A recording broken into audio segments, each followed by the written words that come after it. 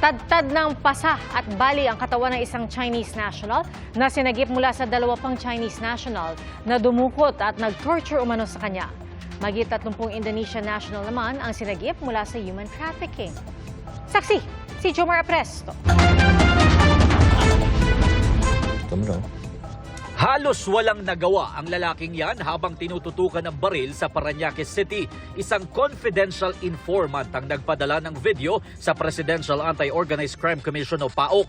Tadtad ng pasa at bali ang katawan ng biktima sa video nang matunto nila siya sa isang mamahaling condo unit. Dalawang kapwa niya Chinese national ang dumukot at nang torture umano sa kanya. Nakuha namin yung information na nandito siya sa 1902. Then, nung pinatok na namin, positibo, nandito yung biktima at sinabi niya na nagtatago yung dalawang suspect doon sa mga kwarto. Agad nahuli ang suspect na pinaniniwala ang may hawak ng baril sa video.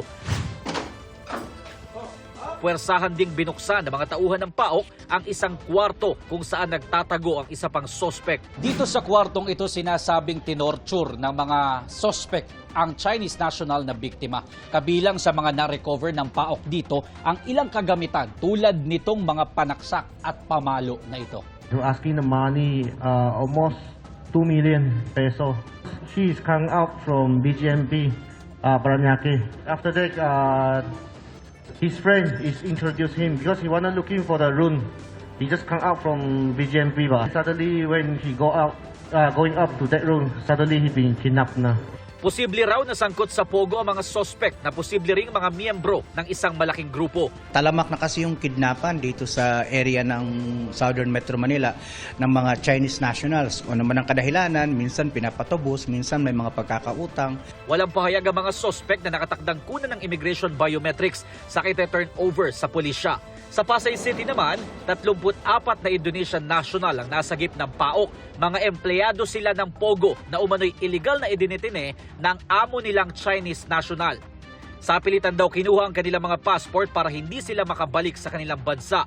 Data encoder po. It's like online dating or online gaming po for Indonesian client.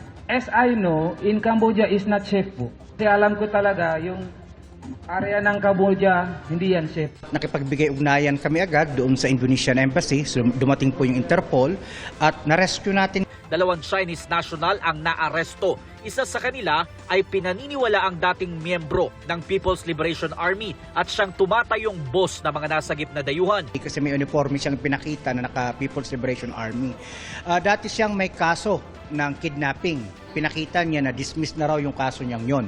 Pero aalamin pa natin. Magre-request daw ang PAOK ng voluntary repatriation sa Indonesian Embassy para mabigyan ng one-way travel pass sa mga biktima at makabalik na sa kanilang bansa.